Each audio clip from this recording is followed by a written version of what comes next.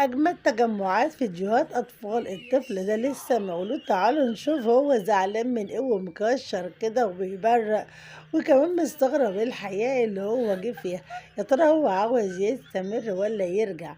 كمان أغرب حاجة عملتها الأم دي لما البنت تكون بتعيط جدا بتقوم حاطة لها حتة جبنة كده على قريتها أو على راسها علشان تسكت. بصراحة الفكرة دي غريبة جدا، هي بتتفاجئ اللي في حاجة بتتحط على دماغها فعلشان كده بتتشغل بيها وبتسكت. فكرة عبقرية جدا للعيال الزنانة اللي ما بتبطلش عياط. كمان البنت دي الصغيرة دي هتحط لها جت على عينها، يا شيخة حرام عليكي. كمان الولد القمر ده ما شاء الله ربنا يحفظه، بتقوم حاطة قطعة الجبنة بينشغل فيها وممكن كمان ياكلها. فيديوهات جميلة جدا للأطفال الصغيرين اللي بيكونوا ما بيبطلوش زن ولا عياط في البيت طول النهار. تجيبي قطعة الجبنة كده وتقومي حطاها زي ما تيجي بقى، على طول بيبدأ الطفل يتشغل فيها. تعالوا نشوف كمان الولد الصغير دوت بيحب الأكل جدا، بيعمل قطعة اللحمة ازاي، عاوز ياكلها بأي طريقة. فيديوهات جميلة جدا وكمان روعة جدا للأطفال اللي بتحب الأكل.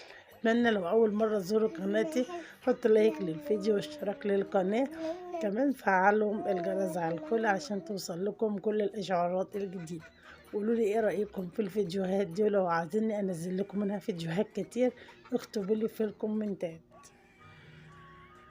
طبعا الولد ده بيحب ياكل لوحده، هو مش بياكل لوحده، هو بياكل وبيأكل الأرض وكمان أكل هدومه وأكل كل حاجة في البيت.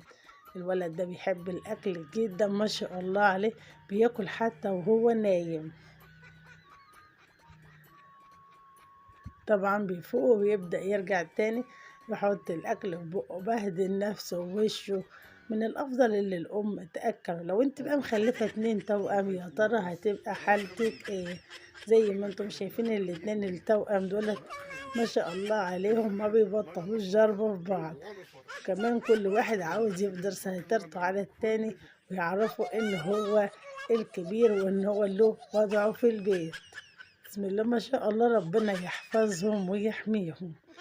تعالوا نشوف بقى الولد الشقي ده. اكيد الولد دوت موجود في كل البيوت واكيد عندنا. فضى التلاجة لماما على بال ما رجعت من المطبخ كانت التلاجة كلها في الارض. ما شاء الله عليه ربنا يحفظه يا رب، بس لازم ناخد